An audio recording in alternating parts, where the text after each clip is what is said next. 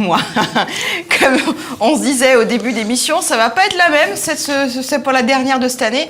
Donc on va finir avec moi et mes couettes à côté. Très cher Gismi, qui en fait il est très perturbé avec son chapeau depuis le début. Tout à fait, ça me chatouille et ces deux petites couettes, ça te chatouille. Bah tant que c'est les oreilles, si tu veux, c'est bien. C'est pas mal pour J'aurais dû faire la bouche. C'est raté. Alors, on va quand même parler de la fête et le hasard a voulu qu'aujourd'hui on reçoit deux personnes de l'association de la psychologie positive de l'océan Indien. Alors, Yvan Paquet, bonsoir, et monsieur, que je retrouve son Charles Martin Combe, bonsoir. Alors, on va faire simple. D'abord, c'est quoi la psychologie positive ? Je te laisse honneur. Alors, le temps qu'ils réfléchissent, on peut commencer par un petit en stylo quand même. Hein. Ok, Non. Réfléchissez très vite, monsieur. C'est l'étude des conditions et processus qui contribuent à l'épanouissement et au fonctionnement optimal des personnes, des groupes et des institutions. Autrement dit, pas uniquement la science du bien-être, pas uniquement la science du bonheur, mais le fonctionnement optimal au sens large. Il a pas vu que j'étais blonde en fait. Il a pas fait gaffe. C'était ça que je voulais éviter. C'était ce élément de langage. Ça c'est compliqué. Exactement. Alors, on va le faire de manière un peu plus simple et un peu plus claire. Vous savez comment ça marche en fait ? Comment ça marche ? Non, je sais que ça marche. Je l'ai regardé, donc je sais. Mais comment est-ce qu'on peut le dire de manière beaucoup plus sobre pour que ça soit un peu plus... C'est la science qui s'intéresse à l'épanouissement des individus et puis des institutions, en fait, globalement. Parce que il y a psychologie, il y a positive. Voilà. Positive, c'est toujours regarder de manière à, j'allais dire, à accéder au bonheur, pour aller dans l'extrême. Mais... Enfin, ça dépend, positif, où est-ce que c'est marqué ? Parce que sur un bilan sanguin, si tu veux, quand t'as marqué diabète, c'est marqué positif, c'est pas super positif en fait. Alors, on va revenir sur quelque chose. Je disais qu'il y a la psychologie positive, il y a aussi la pensée positive, il y a beaucoup de bouquins là-dessus. Amener les gens à avoir des postures plus positives que négatives. Et c'est quoi la pensée positive pour vous ? C'est pas une science. C'est pas une science. Effectivement, c'est pas une étude. Comme l'a dit tout à l'heure, c'est pas une étude. C'est des comportements. C'est même pas un comportement d'ailleurs. C'est une manière de penser. C'est une manière de voir les choses, de regarder comme les livres, toujours vers le positif. Alors justement, comment éviter que les gens fassent l'amalgame entre la psychologie positive et la pensée positive ? Qu'est-ce qui différencie les deux ? Déjà, la psychologie positive, c'est une science. Et surtout, c'est que la psychologie positive ne renie pas les aspects négatifs qu'il peut y avoir. J'ai écrit à un moment donné que vous avez parlé de mon bonnet. On a posé. Vous avez pensé ? D'accord. Alors, on est en période de fête, c'est pour ça aussi que je disais que ça tombait bien. On est en période de fête. Il y a ceux qui ont des vagues à l'âme, il y a ceux qui sont seuls, il y a ceux qui stressent, effectivement. Merci Harry. Mais comment aborder ces fêtes dans ce contexte avec beaucoup de malaises psychosociaux, avec des souffrances qui existent depuis des années. Comment aborder ça, cette fête-là, avec au moins un peu de sobriété, mais peut-être pas se sentir bien, mais pas se sentir mal ? Ça, je pense que si on avait une réponse toute faite, ce serait vraiment bien, parce qu'on résoudrait un grand nombre de problèmes, je pense. Je pense que la réponse ne peut être que complexe. Je dirais déjà, c'est être entouré avec des personnes qu'on aime bien. Donc que ce soit des amis, la famille, donc déjà ça c'est un point important, tout ce qui se permettra à un moment donné de ressentir des émotions positives. Donc déjà ça, je dirais que ça ce serait un point. Moi je pense aussi un deuxième point, il y a une technique qui est utilisée aussi en psychologie positive qu'on appelle les 3 bonnes choses. Et c'est vrai que quel que soit... Les 3 bonnes choses, c'est quoi ? En gros, essayer de repenser le soir ou durant la semaine, etc. à 3 bonnes choses qui nous sont arrivées. Souvent, on a tendance à toujours regarder les aspects dans la journée. Les 3 bonnes choses dans la journée qui se sont passées. Des fois, on n'arrive pas à vous savez. Mais vous savez... C'est ça le problème, c'est qu'on a toujours tendance à se focaliser sur les aspects négatifs et on oublie toutes les bonnes choses qui nous sont arrivées. Là, on va être sur les fins de l'année, même durant l'année, etc. Et quand se repenser à ça, ça permet d'oublier de focaliser sur les choses négatives et de se focaliser sur les choses positives. Là, par contre, on est sur une posture. C'est-à-dire qu'on sait très souvent, chez l'être humain, ce qu'on retient, c'est ce qui nous fait mal, non pas ce qui nous fait du bien. Pas forcément, justement. Si, par exemple, je vous dis, surtout ne pensez pas à un ours blanc, surtout, il ne faut pas que vous y pensiez. Ça y est, vous allez tomber dans le panneau et puis vous allez imaginer un enfant. Non, moi j'arrive à le faire. Mais vous êtes blonde, donc c'est pas pareil. C'est ça. Moi, je Là, peux vous faire êtes ça. sur le point, sur le fait qu'on dit que l'esprit n'enregistre pas la négation. Je sais pas, j'ai Non, pas non, dit. aussi, mais c'est ce que vous venez de montrer. Je pense qu'on est beaucoup plus sensible aux émotions négatives qu'aux émotions positives, et on a donc aussi cet effort à faire d'être capable de voir les bonnes choses qui nous arrivent. Sinon, on passe à côté. Pour des ados motivés, lorsqu'on dit à un enfant ou à un jeune ado, on leur dit ne faites pas ça, et on sait très bien que. Alors, il vaut mieux lui dire ce qu'il faut faire dans ce cas-là. Voilà. Parce que là, on est sur des. Est-ce que ça c'est la pensée positive ou ça c'est la psychologie positive? Ça, c'est la psychologie positive. Enfin, il y a le. Ouais, il faut partir de l'état des lieux, Oui. ne pas nier le négatif, mais dire que ce négatif peut s'améliorer à travers différentes choses, quoi. Juste, c'est l'occasion d'en parler, on a mis en place un programme d'éducation positive, donc de psychologie positive au Collège des Tamarins à Saint-Pierre. À Saint-Pierre. On est intervenu auprès d'une 4e d'élèves plutôt en difficulté sur 12 séances d'1 heure. On a travaillé avec eux sur le fait que on peut percevoir les situations de manière différente, qu'on peut changer les choses, qu'on n'est pas toujours obligé de répondre de manière agressive, etc. Et on vient juste de traiter les premières données de l'étude, et en 12 heures, on a réussi un petit peu déjà à changer leur manière de voir. Et à la fin des 12 heures, les enfants, ils avaient des messages comme confiance en soi, savoir se relever après des échecs, etc., etc. Ça s'apprend. Ça s'apprend, ouais. Oui, ça s'apprend, mais on est bien sur. Attendez, hein, je vais continuer sur ce que vous venez de dire.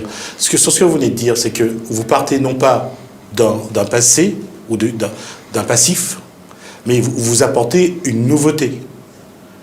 Est-ce que ça efface les éléments qui peuvent perturber? Ça dépend. Non, mais ça dépend. Parce qu'il ne s'agit en aucun cas de nier le côté négatif. Si par exemple, là, je vous demandais de prendre une feuille et puis de noter tous vos points faibles, tout ce qui ne va pas, vous seriez capable très rapidement de faire une liste assez importante. Il y a le bonnet déjà. Mais le bonnet, vous l'enlevez, après Non, ça mais ira. Est-ce qu'il y a d'autres choses? Le point faible, là, c'est moi. Oui, parce que la grande différence, c'est que le bonnet, vous pouvez l'enlever, le fait d'être blonde... Enfin, non, j'ai rien dit, pardon. Mais, enfin... Si. Mais n'empêche que si vous faisiez ce petit exercice et vous notiez vos points faibles, tout ce qui ne va pas, vous feriez très rapidement une liste assez importante. Et si je vous demandais en même temps, après, de faire la liste de vos points forts, eh ben, peut-être que ce serait plus compliqué. Et du coup, ce qu'il y a comme type d'exercice à faire, c'est justement travailler sur ces points forts. Pourquoi? Parce qu'en France, quand un élève, par exemple, a 15 sur 20, on va pointer les 5 points perdus et les 15 points gagnés, les ressources qui ont été engagées, ça on oublie. Avoir une approche plutôt psychologie positive, c'est pas oublier les 5 points perdus, mais c'est aussi pointer les ressources. Et là, on a vraiment du travail à faire. Parce que comment demander à un enfant, à un ado, par exemple, de prendre confiance en lui, si on ne voit que ce qui va pas? Donc la psychologie positive, c'est pas ne voir que le côté positif, c'est voir l'ensemble, mais aussi pointer le côté positif. Alors après, par rapport à la pensée positive, moi, à la limite, je veux bien admettre que ça puisse faire un tout petit peu partie de la psychologie positive. Mais la grande différence quand même, c'est l'approche scientifique, c'est-à-dire l'administration de la preuve. Mais justement, quand vous parlez d'une approche scientifique, est-ce qu'il y a eu des expériences mesurables, vraiment? Parce que la science parle en mesure, quoi. Vous avez fait des tests, des expériences? Là, le programme qu'on a mis en place au Tamarin, c'est un programme qui a été testé en Angleterre, au Japon, et qui à l'heure actuelle n'avait encore jamais été testé en France, et du coup on le teste à La Réunion et au Collège des Tamarins, quoi, pour vérifier si ça marche avec le même type d'élèves, etc., quoi. Alors, on parlait de ce que vous avez mis en place au Collège Tamarin, de la confiance. Je tenais à faire la liaison, c'est pour ça que j'ai souhaité que les artistes restent. La musique, la place de la musique dans cette psychologie positive. On sait que là, il y a une thérapie en musicologie, on sait ce que ça peut... L'art-thérapie. L'art-thérapie apporte. Aujourd'hui, avec ces personnes, ces artistes-là, comment eux participent justement à cette psychologie positive? Ben, ça génère des émotions positives, déjà, j'aurais tendance à dire. Pardon? Ça, je peux assez facilement répondre. Parce que c'est très intéressant ce qu'il me dit. J'ai traversé des choses que je ne connaissais pas le pouvoir d'un cerveau. Ce que... Non, je comprends ce qu'elle dit. Alors, je veux dire quelque chose. Je comprends. Je veux dire quelque chose. Une fois, j'étais dans la voiture avec quelqu'un, et après mon AVC, et je disais, on accorde trop de pouvoir au cerveau. Elle me dit, pourquoi tu parles doucement? Moi, j'avais peur qu'ils l'entendent, quoi. Alors, et j'étais sérieux quand je disais, j'avais peur que mon cerveau se rende compte que je suis en train de me foutre de lui, quoi, tu vois. Et je ne savais pas, là je vois pour les ados, non, moi j'ai découvert ça à 64 ans, 65 ans, ce qu'on suggère au cerveau, on peut pas faire n'importe quoi. Ça, c'est sérieux, je l'ai vécu, Joe le sait, il n'y a pas 15 jours. Hein. On ne peut pas faire n'importe quoi. Et la thérapie, pour répondre à ta question, la musique, c'est une excellente thérapie. Quand ça ne va pas, je me cloue sur ma musique. Ce que tu dis, c'est véridique, parce que moi, je suis à la retraite maintenant, mais j'étais dans l'enseignement.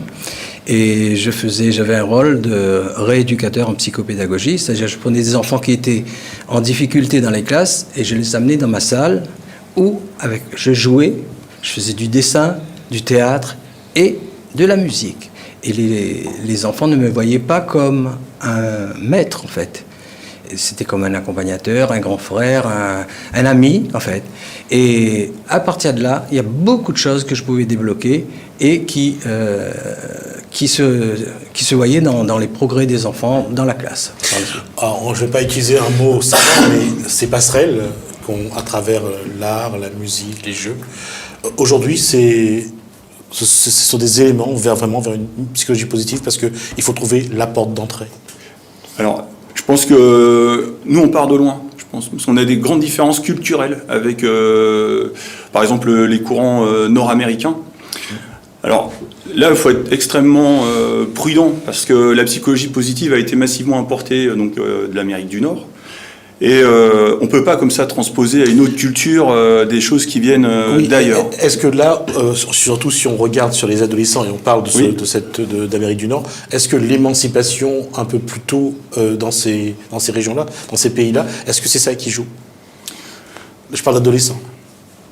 Je sais pas, mais je pense qu'on a dès le départ un formatage qui n'est absolument pas le même. Avec Ilona Boniwell, avec qui on a écrit le livre, ça fait longtemps qu'on se connaît, ça fait plus d'une dizaine d'années. Et au début, elle comprenait pas ce que je lui disais quand je disais qu'en France, par exemple, le système scolaire était extrêmement stressant. Il y a beaucoup de pression qui est mise sur les adolescents. Je pensais que vous alliez dire psychorigide. Je sais pas, psychorigide, je sais pas si c'est le bon terme. En attendant, extrêmement rigide, avec beaucoup de pression, très contrôlant. Et maintenant, elle habite en France. Et ses enfants sont scolarisés en France. Et là, maintenant, elle se rend compte. Ah oui, elle se rend compte. Il y a vraiment un choc des cultures. Alors, cela dit, moi, pour revenir sur le courant nord-américain, je pense que, on va gentiment vers une psychologie positive à l'européenne, voire à la française, quoi. Mais cette psychologie positive a vraiment pour mission de faire en sorte de casser un peu les moules. Vous avez vu le dernier rapport de l'OCDE sur l'éducation? Et notamment sur le bien-être, puisqu'on travaille sur le bien-être à l'école. Moi, je forme des enseignants, parce que je suis maître de conférence. Alors, juste pour dire aux téléspectateurs que l'OCDE regroupe un certain nombre de pays concernant tout ce qui concerne l'éducation et l'enseignement. Le dernier rapport est paru le 25 novembre, je crois, et on met en avant le fait qu'en France, c'est vrai que les enseignants souffrent selon ce rapport et qu'on n'accorde pas assez de place au développement humain chez les jeunes. Et les jeunes souffrent aussi. Donc, mais en fait, si vous voulez, je pense qu'on est on est dans un système où on a une reproduction des modèles. C'est-à-dire, nous, parents, on a vécu certaines choses qu'on reproduit avec nos enfants. Les profs ont vécu certaines choses, ils reproduisent la même chose avec les enfants. Les enfants eux-mêmes, plus tard, quand ils sont parents, il y a une espèce de spirale un peu qui tire. Oui, mais cette reproduction, il faut changer ça. Même en psychologie, on voit bien. Je veux dire qu'on ne répète que ce que l'on sait. Si on n'apprend pas à la personne qui enseigne, qui éduque à faire différemment, est-ce qu'on peut apporter quelque chose de différent, de mieux adapté? Et justement, le problème qui se posait, c'est qu'on ne savait pas. Et il y avait beaucoup de littérature, mais en anglais. Et là, maintenant, il y a de plus en plus d'ouvrages en français. Donc maintenant, la littérature est disponible. Donc maintenant, les personnes commencent à savoir. Et dans le milieu de l'enseignement, puisqu'on parlait de l'enseignement, un programme comme celui qui est testé par Yvan Paquet au Tamarin, c'est exceptionnel. C'est vraiment quelque chose qui va montrer les effets sur du court terme en plus. Donc en fait, c'est des effets qu'on observe très rapidement et qui vont durer. Et ça, c'est extrêmement riche. Et c'est ce type d'expérience qu'il faut qu'on réussisse à reproduire. Et ça passe aussi par la formation des profs, par l'ouverture aussi des profs, l'ouverture d'esprit. On fait une pause? On va faire une petite pause musique live, parce qu'on parlait de descendance, c'est très bien, parce qu'on a les deux fils. Le fils de Luc Donat, Patrick, qui est là, et le fils de Loupitou, Harry Pitou, qui ont bien baroudé, qui vont reprendre une chanson que leurs deux papas on chantait, on jouait plutôt. Ouais. On y va.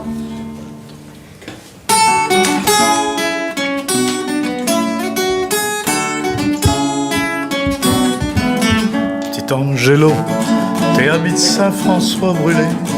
Petit Angelo, c'était un vendeur de zozalé.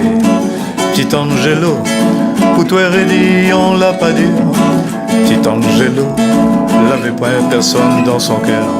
Pourtant un jour il a descendu dans le Grand Saint-Denis pour aller vendre dans son panier Hortensia Zazalé.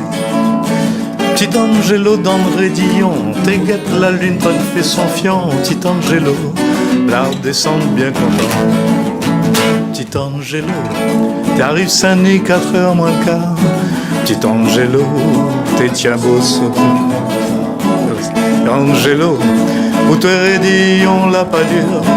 Petit Angelo, l'avait pas personne dans son cœur. Pourtant un jour, il a descendu dans le Grand Saint-Denis pour aller vendre dans son panier Hortensia Zazalé. Petit Angelo dans le raidillon, t'es guette la lune, train fait son fion. Petit Angelo, la descend bien content.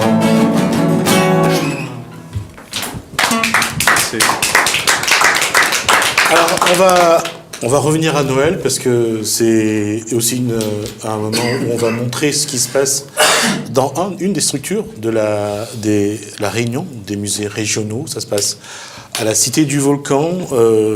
Noël a commencé il y a la semaine dernière, ça continue jusqu'au 23, je crois. On est parti voir un petit peu comment ça se passe. C'est l'occasion de parler d'une structure où on voit à Cité du Volcan, bien sûr, on parle volcan, on parle exposition. Là, on va juste voir Noël. Et on aura aussi, dans Soukouillé, cette fois-ci, on va parler du programme des vacances, des ateliers qu'il y a, des ateliers en lien avec des expositions, comme le singe et le buffle, qui est exposé au Madois, au musée des arts décoratifs de l'océan Indien. Donc tout ça, c'est dans Soukouillé. On revient juste après. C'est le moment de retomber en enfance et de se dire que la magie de Noël existe toujours.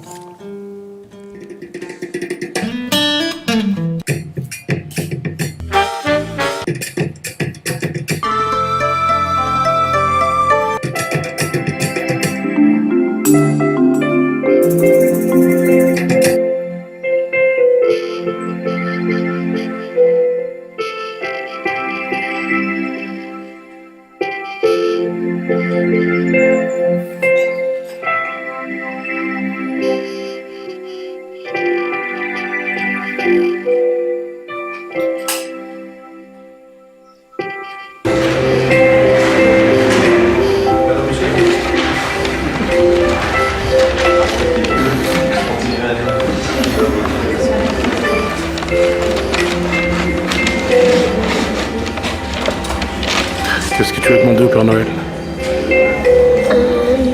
Un déguisement, une poupée, une boîte à crayon et une machine pour faire des dessins. C'est tout.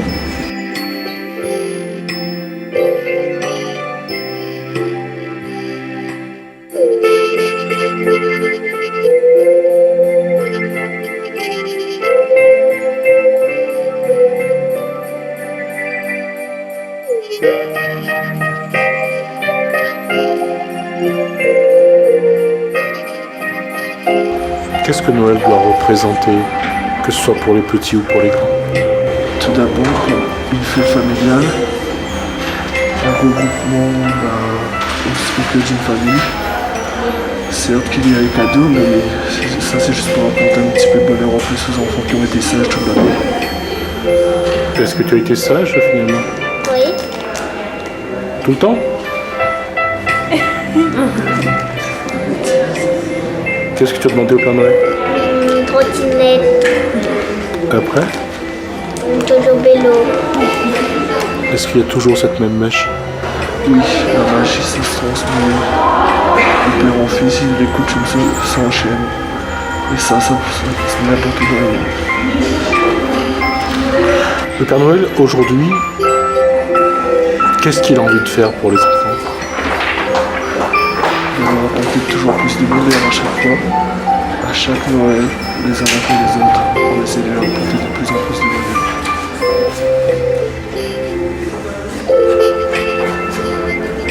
Qu'est-ce que c'est le nom de Père Noël? Un nouvel ordinateur. Et toi, qu'est-ce que tu as demandé au Père Noël?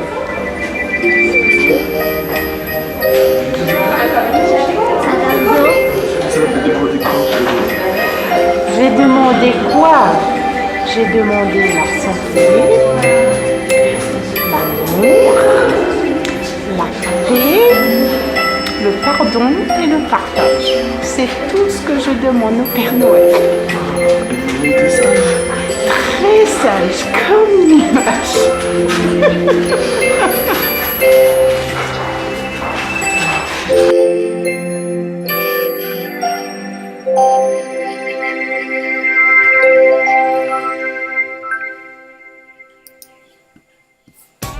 La Réunion des musées régionaux vous propose plusieurs activités pendant les vacances. Au Madois, musée d'art décoratif de l'océan Indien à Saint-Louis, du 19 au 22 janvier 2016. Atelier créatif au Madois.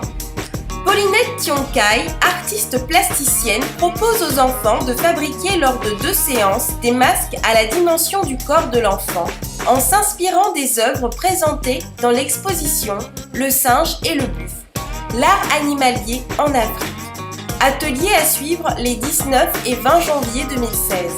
Après avoir découvert l'exposition Le singe et le buffle, l'art animalier en Afrique, les enfants vont fabriquer un jeu traditionnel africain, la Wallé, s'initier et jouer, semer, récolter, dans le but d'obtenir le plus de graines. Ce sera le jeudi 21 janvier 2016. Au cours de la visite de l'exposition Le singe et le buffle, l'art animalier en Afrique, les enfants découvrent les masques d'Afrique qui incarnent les ancêtres et les esprits de la nature. À leur tour, ils fabriqueront leurs propres masques en s'inspirant des œuvres du musée. Ce sera le vendredi 22 janvier 2016.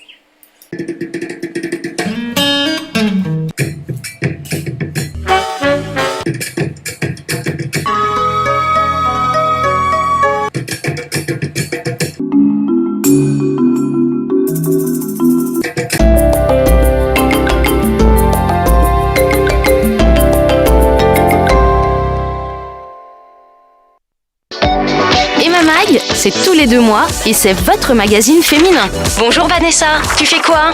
Je lis Emma Mag.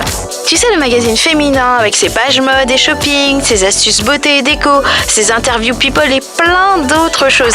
Emma Mag, c'est très tendance, très sympa et en plus il fête ses 10 ans cette année. Et t'as vu Emma Gold? C'est comme Emma Mag, mais en plus grand. Tu me prêtes Emma Mag? J'arrive! Avec Emma Mag, on gagne des produits de beauté de grandes marques, des places de concert et de cinéma. Emma Mag, à emporter partout avec soi et à lire sans modération. Envie de rencontre dans ta région? Envoie Géo au 61 62 et dial maintenant avec les milliers de connectés près de chez toi. Géo au 61 62. C'est rapide, facile et tu reçois leurs photos sur ton mobile. Géo au 61 62. Vous souhaitez communiquer avec votre publicité sur votre entreprise, vos services ou votre événement? Vous ne savez pas à qui vous adresser? Contactez la régie publicitaire de Télécréole. Avec Mediaron, offrez-vous une visibilité télé au meilleur rapport qualité-prix. Diffusez votre publicité 5 à 10 fois par jour pendant une semaine minimum à des tarifs correspondant à votre budget. Alors n'hésitez plus, contactez-nous à régiepub@télé-créole.re ou au 06 92 62 21 44 pour tout devis ou disponibilité de nos écrans pub. Êtes-vous compatible? Votre histoire est-elle envisageable? Envoyez par SMS nous au 80 88 et découvrez votre compatibilité amoureuse. Envoyez vite nous au 80 88. Nous au 80 88. Du 18 au 22 décembre, les commerçants de Saint-Paul vous accueillent à la braderie de Noël au centre-ville, sans oublier la nocturne du 19 décembre jusqu'à 22h. Entre les animations de rue et les photos avec le Père Noël, tout le monde pourra s'amuser et passer un bon moment en famille ou entre amis. N'oubliez pas, les bonnes affaires pour la braderie de Noël, c'est du 18 au 22 décembre à Saint-Paul.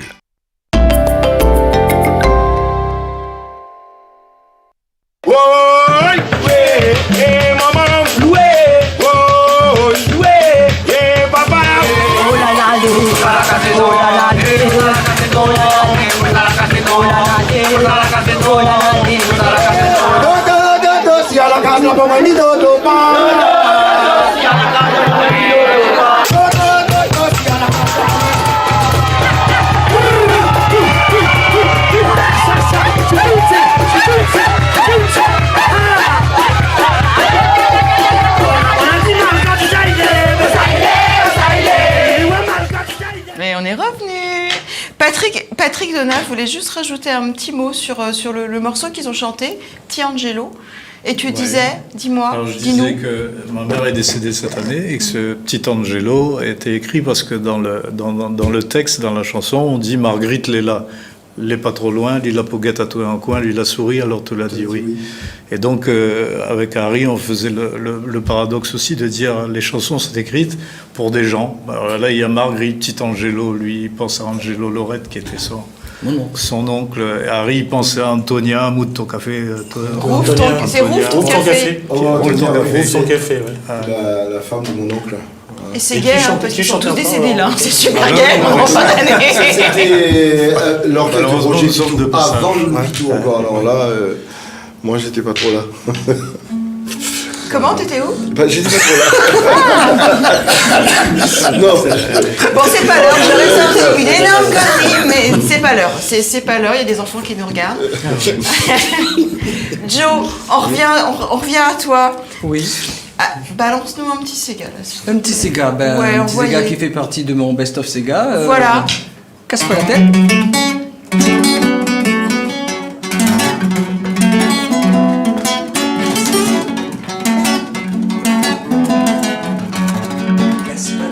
Casse pas la tête, t'as gagné mal de tête. Laisse causer donc, laisse causer donc, laisse causer donc. Stop. J'aimerais que Patrick fasse un petit coup de tam-tam là, hein? Comme tu as fait dedans. Parce que il faut dire que lorsque j'ai fait le 45 tours, c'était lui le batteur dedans. Donc là, j'ai la chance de l'avoir. Le truc avec oui, le vinyle, c'était le vinyle. C'est l'ancêtre du CD. J'ai pas connu, moi. Ah, tu n'as pas connu. Non. Tu as raté. Tu fais pas trop fort. Bon, c'est avec les moyens du bord. Patrick, c'est... Alors, on reprend. 1, 2, 3, 4.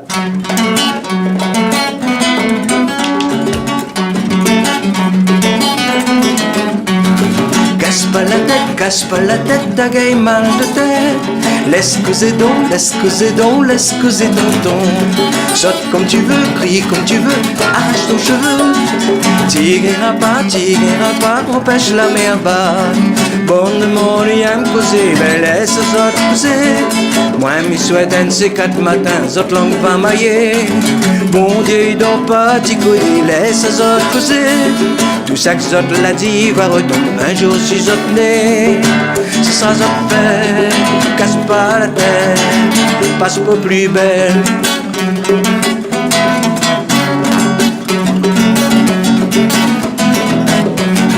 Casse pas la tête, t'as gagné mal de tête. Laisse causer donc, laisse causer donc, laisse causer ton. Saute comme tu veux, crie comme tu veux, arrache ton cheveu. T'iguera pas, empêche la mer battre.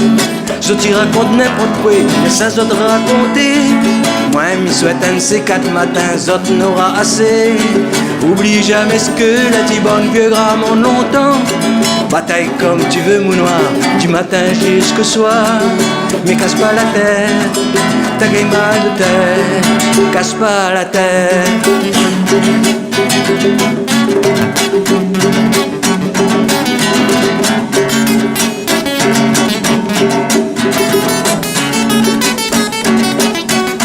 Casse pas la tête. Yeah. Et Yvan Paquet, qu'est-ce qui explique que souvent les personnes âgées nous donnent des leçons pour vivre heureux, pour vivre tranquillement, pour vivre simplement? Qu'est-ce qui explique cette posture parfois? Elles ont la sagesse, et nous on a la sagesse de les écouter peut-être. Et si on l'a pas? Eh ben on n'en profitera pas de leur sagesse. On perd du temps. On perd du temps, ouais. On perd du temps, il faut apprendre à l'avoir aussi. Ouais. Parce que tout à l'heure, on a chanté Ti Angelo, ça c'était une chanson d'avant. On vient de chanter une chanson qui date de quelle année, Jo? 80, quelque ça. 85. Ouais, à peu près, ouais. J'allais dire, est-ce que c'est le fait qu'ils ont réussi quelque part qui apporte cette assurance, qui apporte cette sérénité? pas forcément Je la parle réussite. aussi bien de la musique que d'autres choses, hein, que dans le sport, que dans dans la santé, dans la culture. C'est pas forcément la réussite, je pense, c'est les expériences en fait. Voilà, et puis l'expérience. surmonter les expériences. Certainement. Et plus on vieillit, plus on a un panel d'expériences qu'on a pu vivre et on les a surmontées. Et d'une certaine, on parlait des forces tout à l'heure, on a mis en œuvre des forces, des ressources pour les surmonter et on sait guider un peu les autres pour dire toi aussi tu as des forces pour pouvoir surmonter les difficultés que tu vas rencontrer, quoi. Enfin, cette question que je vais poser à Trigona et à Ripitou, lorsqu'on a eu un papa aussi célèbre qui a cette réussite-là, on a envie de ça pareil, on a envie d'essayer de se faire un prénom. Tu peux me la poser moi la question, Non, parce que moi je peux te dire que je vais essayer de la susciter. C'est pour ça que j'ai évité. On ne sait pas, parce que pour moi, papa s'appelait Loulou Pitou. À l'époque, on était dans les années 50. Je suis pas très vieux, mais on était dans les années 50. Et pour moi, la foule quand on allait quelque part, cette foule qui venait voir. Pour moi, les papas, c'était ça. Quand les papas étaient là, il y avait la foule qui venait. Pour moi, c'était naturel. Patrick aussi a dit ça avec son père. Quand Luc Donat était là, il y avait la foule. Pour lui, C'était une destinée aussi. C'est une destinée. C'est-à-dire qu'on joue avec les gens, on participe, ils nous donnent tout ce qu'ils peuvent, de leur vivant, évidemment. Et puis, qu'ils aient laissé une trace, oui, c'est incontournable. Là, maintenant, quand on voit Loulou Pitou et Luc Donat. Mais ceci dit, on est très content d'être là grâce à eux parce que il y a autre chose qui se passe aussi pour nous, un équilibre que peut-être beaucoup de gens n'ont pas eu cette chance aussi. Après, il faut faire recul sur soi-même, dire que les choses ne sont pas toujours comme ça. J'ai eu la chance de faire quelques années en métropole, là où ma fille est ta chère collègue, et qui m'a permis en quelque sorte de prendre un peu de recul par rapport à cela. Parce que il faut dire que dans les années 50 et 60, les artistes ici, quand on faisait les balles populaires, on était à, je sais pas, maintenant on voit 2 ou 3 000 personnes. Là, on est à 10 000 à 15 000 personnes. Pour moi, 15 000 personnes qui viennent voir mon papa, pour moi, c'est bizarre, quoi. Hein. J'ai connu Harry dans l'orchestre de son père, qui jouait sur la place de la mairie à Saint-Denis. J'avais 10 ans, et lui était tout jeune, 10, 12 ans, 12 ans, 10 ans. Moi j'avais 2 ans. Et il jouait en tenue d'orchestre, à l'âge de 12 ans, il était dans les orchestres. Et j'étais admiratif parce que je voyais, je disais, tiens, ça c'est intéressant. Ça. C'est vrai. La 3e génération. Eh bien, écoute, je pense à suicider mon père en fait, parce que non, je rigole, c'est compliqué, oui et non. Enfin, papa, il a vécu avec son père qui a tout appris. Moi, j'ai appris toute seule, en fait. Hein, papa? Non, mais à la base, il faut savoir que si, parce qu'il ne voulait pas. Je ne mens pas. Je ne mens pas, mais écoutez-moi. Il y a des règlements. C'est vrai. Il ne voulait pas que ses enfants fassent de la musique. Chose que je peux comprendre. Il disait que la musique, c'était un métier. C'est galère parce que j'ai fait. Patrick est comme moi, je aussi, je pense. Je ne sais pas si tu as eu l'occasion de faire de la musique en métropole. On a beaucoup joué en métropole. On a beaucoup tourné. On a chez Monte Carlo et lui, c'était là. Bon, ça trime. Un musicien, c'est un bosseur. En face de la musique. Donc c'était interdiction complète. C'est pas facile. De faire de la musique. Et elle, quand même, a dit elle veut faire de la musique. Non. Déjà, il m'a gaulé, c'était pas pareil. Hein. il m'a pécho, comme on dit. Il m'a pécho en train de chanter. J'arrive à Saint-Pierre, on était à Saint-Pierre. Bon, le soir, on va se promener après manger, on a un peu d'air et tout. Je trouve un camarade de musicien, Daniel Griasset, pour ne pas le citer. Il me dit, tiens, il y a ta fille qui chante là. Je lui dis, non, ma fille, elle a la fac à Saint-Denis. Elle me dit, non. Et là, je la vois. Ça a été un moment très difficile quand au bout, comme ça, là, j'étais en train de, je sais plus ce que je chantais, c'était Summertime, mon affaire comme ça. Et genre, à la tronche de mon père, je fais, oh, putain. Et voilà. Et donc du coup, moi, j'ai pas eu droit, j'ai pas eu un papa qui m'a dit fais ci comme ça, machin, etc. Bon, au début, maintenant, si, parce que maintenant, on fait plein de choses ensemble, ce qui est génial d'ailleurs. Mais au début, non, je me suis un peu démerdée toute seule, comme une grande. Et je crois que le plus dur, oui, débrouillée. J'ai dit quoi, démerdée. C'est la dernière émission de l'année, c'est normal. Excusez-moi. Et je crois que le plus dur, c'est quand tu chantes, parce que je chantais à l'époque, et t'as les gens qui disent ah, mais c'est normal, c'est la TV Loulou, ça. Hein, et là, tu dis c'est normal. Mais en fait, Comment tu veux que je te la mette, en fait? Explique-moi. il a transmis la fibre. Oui, non, mais Hein, forcément, fibre la musicale, passion. voilà. Et puis Bon. l'oreille, parce que forcément, Voilà, moi, j'étais en exactement. studio avec lui. J'étais il dans un traînait. milieu musical, automatiquement, En l'oreille, ça studio, se j'ai développe. toujours été dans le canapé du Voilà. coin. Enfin, tu vois, j'ai toujours été présente. Quand il répétait et tout, j'ai toujours été là, mais toujours avec cette interdiction. Maintenant, les choses ont évolué. Il y a eu de l'eau sous les ponts. Maintenant, on fait de la musique ensemble. Et puis, de toute façon, on se voit très rarement. Enfin, on se voit que pour ça. Moi, j'ai pas interdit, excuse-moi, mais moi, j'ai pas interdit mes enfants de faire de la musique, mais je les ai même encouragés, mais pas professionnellement. Je leur ai dit, et une profession. Mais je suis D'abord. d'accord avec toi, mais je crois que mon papa quand même, hein, il me connaît. Et je fais jamais rien à moitié, c'est toujours tout à fond et passionnément. Ouais. Donc il s'est dit, si elle est comme moi, c'est terminé. Il nous reste 5 minutes. Je voudrais poser la dernière question. Ça, c'est sur Noël. Je vous ai posé la question en ouverture. C'est dans ces moments-là, dans ces périodes de fête, où ceux qui sont seuls, ceux qui sont mal, qui voient exacerber leur souffrance, qu'est-ce qu'on peut dire? Comment avoir un mot, ou une petite phrase, un geste pour ceux qu'on va voir dans la rue, qui va passer, on voit sur leur visage, dans leur comportement que ça va pas. Qu'est-ce qu'on peut leur dire? Je crois que c'est passer un moment avec eux, enfin leur proposer, les inviter potentiellement à manger quelque chose, à boire quelque chose, à partager un moment.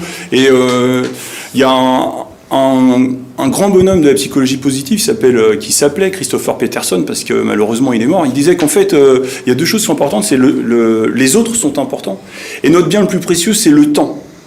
Le temps, c'est le plus beau cadeau qu'on puisse faire à quelqu'un finalement, parce qu'on sait que le temps nous est compté. Et donc une personne qui est en situation de souffrance, s'arrêter plutôt que de passer devant en l'ignorant, lui accorder du temps, lui accorder ce qu'on a, nous, de plus cher. Je pense que ça peut être un cadeau intéressant. Voilà. D'accord. Messieurs, merci. Il ne nous reste que 4 minutes. Donc, je rappelle qu'on était avec Charles Martin Comte, qui vient de parler, et de Yvan Paquet, donc pour l'association de la psychologie positive de l'océan Indien. On aura l'occasion de revenir là-dessus en cours d'année. Et si vous avez des choses, n'hésitez pas non plus à nous faire savoir. On va vous inviter. On va laisser chacun le temps de de présenter les vœux, parce qu'il ne reste pas beaucoup de temps. Oui, parce que j'aimerais reste bien 3 finir minutes, avec le alors que- clip après tant d'années Voilà. de Monsieur Joe Lorette. Alors, si chacun a quelque Un chose petit à dire, mot à un dire. petit mot à quelqu'un. Vous avez le droit aujourd'hui, on vous l'autorise, c'est la dernière année. Allez-y, si vous avez des petits mots à dire l'émission. aussi, à vous. Alors, moi, je souhaite tout le meilleur, bien sûr, en premier à ma famille, à mes enfants, à ma conjointe, ça c'est certain. Et puis, tout le meilleur aussi à tout le monde. À tout le monde, quoi. Qu'on termine l'année, que l'année 2016 et que tout ce qui va suivre après soit chargé d'émotions positives et de tout plein de bonnes choses, quoi. Avec la capacité à voir parfois dans le pire aussi le meilleur de l'être humain ressortir. Voilà, c'est ce que j'espère. Vous, Patrick? Alors, moi, je souhaite Patrick, de joyeuses fêtes de fin d'année à toute la Réunion, évidemment, puisque c'est un très beau pays. Et j'ai eu la chance de voyager, donc je vois qu'on est moins bien dans beaucoup d'autres pays, qu'on a une chance exceptionnelle, c'est de passer d'excellentes fêtes à l'île de la Réunion. Voilà.